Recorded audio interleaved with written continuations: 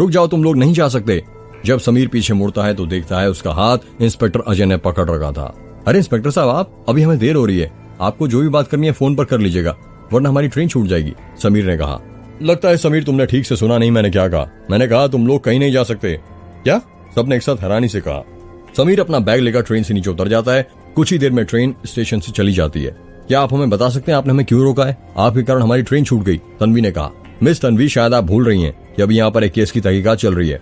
हाँ पता है, गौरी की फोटो अभी तक आपको मिल गई ना, तो उसको ढूंढना हमारा काम तो नहीं है, ये तो आपका काम है ना, तन्वी ने कहा। आप पुलिस वालों को उनका काम मत समझाइए, पुलिस वालों को अच्छे से उनका काम बताए, समझिए आप।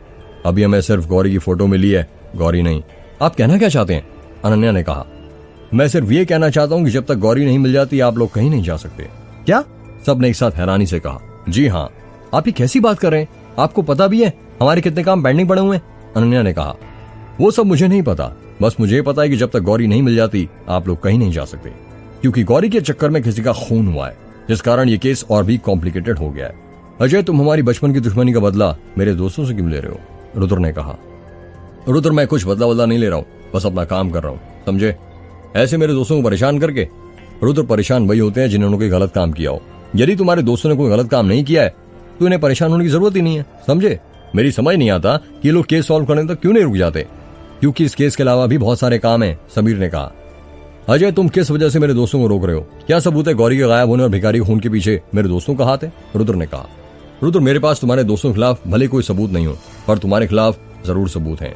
तुम कहो तो मैं तुम्हारे खिलाफ अरेस्ट वारंट निकाल कर तुम्हें सीधा अंदर कर देता हूँ, और याद रखना फिर भिखारी के खून के लिए तुम्हें सीधा जेल होगी, जिंदगी भर सलाखों के पीछे सड़ते रहोगे। नहीं, आप ऐसा मत कीजिए, हम रुकने के लिए तैयार हैं, तन्वी ने कहा। ये तुम क्या बोल रही हो तन्वी? तुम्हें पता है ना इससे हमें हमारे काम का कितना लॉस होगा, अनन्या ने कहा। आई थिंक तन्वी ठीक कह रही है, हमें अपने काम से ज्यादा अपने दोस्त के बारे में सोचना चाहिए।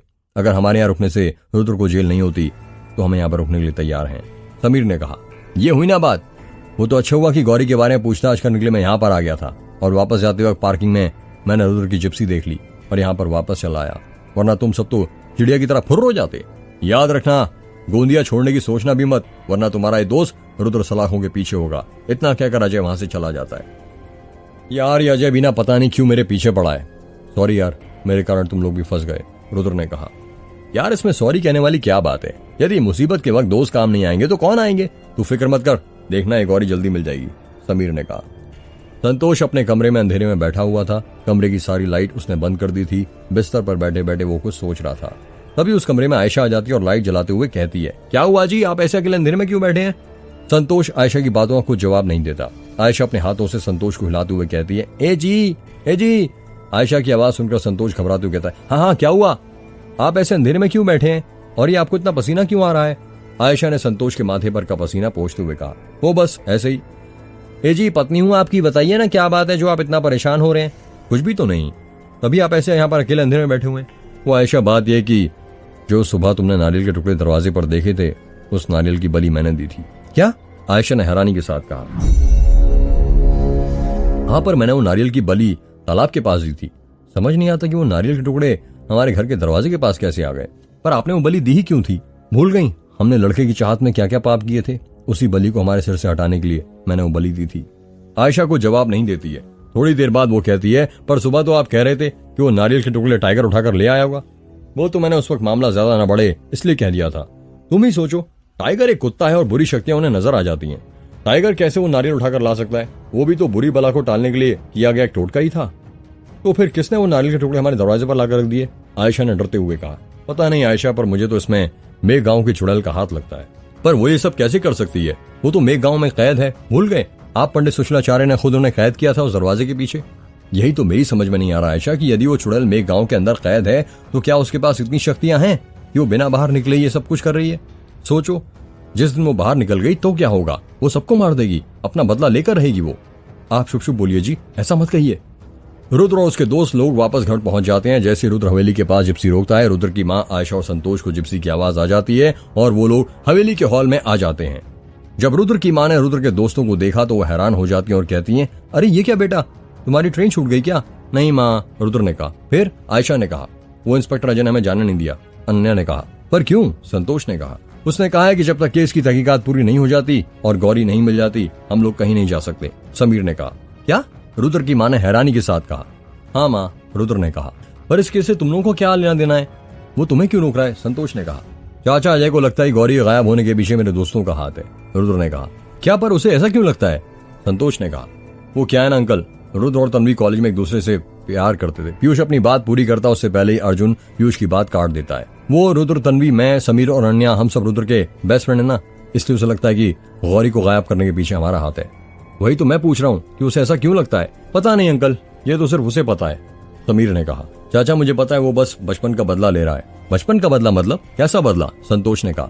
वही तो मुझे भी नहीं पता चाचा, पता नहीं क्या हुआ था हम दोनों के बीच बचपन में। माँ क्या आपको कुछ याद है कि अजय और मेरे बीच में क्या हुआ था बचपन में? नहीं रुद्र, मुझे तो कुछ याद नहीं। तुम दोनों के बीच क्या हुआ था? बस ये पता है कि तुम दोनों बचपन में बहुत अच्छे दोस्त थे, यहीं पर इसी हवेली में साथ साथ खेला करते थे। फिर पता नहीं क्या हुआ, अजय ने हमारे घर में आना बंद कर दिया और तुमने भी उसके घर जाना बंद कर दिया। तुम लोग परेशान मत हो बेटा, गौरी जल्दी ही मिल जाएगी। वो लेना सब ठीक कर देंगे। तुम लोग थक गए होगे, हाथ पैर धो लो, मैं खाना लगा देती हूँ, आयशा ने कहा। रात के 10 बज रहे थे। स्वाति अपने कमरे में सो चुकी थी। अनन्या और तन्वी स्वाति के पास ही बैठकर बातें कर रही थी। तो फिर आगे तुमने क्या सोचा है तन्वी? अनन्या ने कहा। किस बारे में? शादी के बारे में। उसके बारे में क्या सोचना है, जब होनी रहेगी तब हो जाएगी, और कब होगी पता नहीं। किससे होगी? अनन्या ये तुम कैसी बातें कर रही हो? क्या तुम्हें पता है तुम्हारी शादी किससे होने वाली है? हाँ पता है, उससे ही जिससे मेरे मम्मी पापा चाहेंगे। अनन्या की बात सुनकर तन्वी उदास हो जाती है।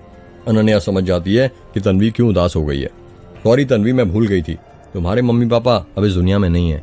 मैं तुम्हें हर्ट नहीं करना चाहती थी। कोई बात नहीं अनन्या, मुझे पता था तुम्हारा मतलब नहीं था। अनन्या धीरे से चेहरे पर मुस्कान लाते हुए कहती है, देखो तन्वी, मैं ये कह रही थी अच्छा मौका है, तुम्हें ना रुद्र से फिर तुम्हारे अधूरे रिश्ते की बात करनी चाहिए। मुझे तुम दोनों को ऐसे देखकर अच्छा नहीं लगता। कॉलेज के दिन में तुम दोनों कितने खुश दिखते थे, हर जगह साथ साथ दिखते थे, साथ साथ रहते थे। पर पता नहीं तुम दोनों के रिश्ते को किसकी नजर लग गई कि इंजीनियरिंग के आखिरी साल में तुम दोनों अलग हो गए। आखिर ऐसा क्या हुआ था फाइनल ईयर में? तन्वी बताओ ना मुझे आज तक नहीं पता चला। कुछ लोगों को और कुछ बातों को भुला दिया जाए, उसी में भलाई होती है, वरना वो लोग आपको जिंदगी में कभी आगे नहीं बढ़ने देते। तन्वी मेरे सवाल का जवाब नहीं था। सॉरी अनन्या, पर मैं तुम्हें इस सवाल का जवाब नहीं दे सकती। तन्वी मैं तुम्हारी बेस्ट फ्रेंड हूँ, तुम तो मुझे बता सकती हो ना। पक्का मैं किसी को नहीं बताऊंगी। तन्वी बात किसी को बताने और नहीं बताने की नहीं हो रही है। कुछ बातें ऐसी होती हैं जो इंसान को अपनी जिंदगी में खुद से छुपा कर रखनी पड़ती हैं। तो मतलब तुम नहीं बताओगी? अनन्या सॉरी, पर मेरी मजबूरी समझो। ओके ठीक है, अब तुम मुझसे कोई बात मत करना, समझी तुम? अनन्या ने गुस्से में कहा। अनन्या तुम ना, तन्वी ने प्यार से कहा। अनन्या बेड के ऊपर स्वाति के पैरों के पास रखे ब्लैंकेट को उठाती है और उसे ओढ़कर गुस्से में सो जाती है। अब अनन्या मैं तुम्हें क्या बताऊं, वो बातें मैं कभी याद नहीं करना चाहती, उन यादों को मैंने जला दिया है, तन्वी ने अपने मन में कहा। तन्वी स्वाति के बगल में लेट जाती है और छत पर लगे हुए पंखे को गोल गोल घूमते हुए देखते देखते सो जाती है। सुबह के 8 बज रहे थे।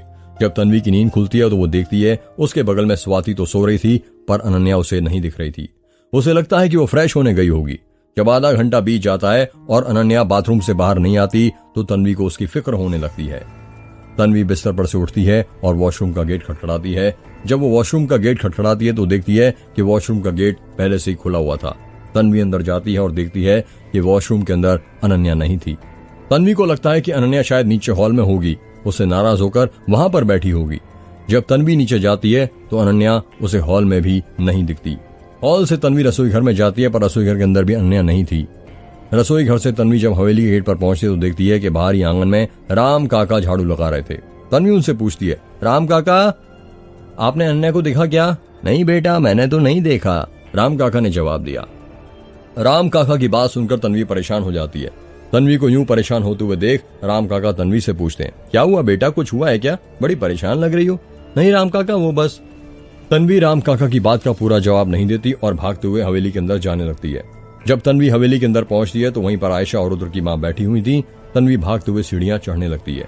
अरे क्या हुआ तन्वी बेटा, ऐसे क्यों भाग रही हो? रुद्र की मां ने कहा। तन्वी रुद्र की मां की बात का कुछ जवाब नहीं देती और भागते हुए रुद्र के रूम की तरफ जाने लगती है। तन्वी को यूं भागते हुए देख रुद्र की मां को कुछ अजीब लगता है और वो भी तन्वी के पीछे पीछे जाने लगती है। आयशा भी पीछे पीछे जाने लगती है। तन्वी रुद्र के रूम के पास पहुंचती है और जोर जोर से उसका दरवाजा खटखटाने लगती है। थोड़ी देर बाद रुद्र दरवाजा खोलता है और उबासी लेते हुए कहता है, क्या हुआ यार, सोने भी नहीं देते ठीक से। तन्वी घबराते हुए कहती है, अनन्या कहीं दिख नहीं रही है, वो यहाँ पर है क्या? अनन्या यहाँ पर क्या करेगी, वो तो तुम्हारे साथ ही ना। हाँ मेरे साथ ही, पर सिर्फ रात तक, सुबह से पता नहीं कहाँ चली गई है, कहीं दिखाई नहीं दे रही। क्या? रुद्र ने हैरानी के साथ कहा। रुद्र और तन्वी की बातें सुनकर बाकी सब भी उठ जाते हैं। ये तुम क्या बोल रही हो तन्वी? अर्जुन ने कहा। हाँ अर्जुन, मैं सच कहती हूँ, अनन्या कहीं नहीं मिल रही है। ऐसा कैसे हो सकता है? हम लोग अभी देखते हैं। अर्जुन, तुम चाचा के कमरे में देखो। समीर, तुम किचन में, पीयूष तुम स्वाति के रूम में, और मैं माँ के रूम में देखता हूँ। सब लोग अनन्या को पूरी हवेली में ढूंढने लगते हैं, पर किसी को भी अनन्या नहीं मिलती है। जब बहुत ढूंढने के बाद भी अनन्या किसी को नहीं मिलती तो पीयूष कहता है, यार ये अनन्या एकदम से अचानक कहाँ गायब हो गई?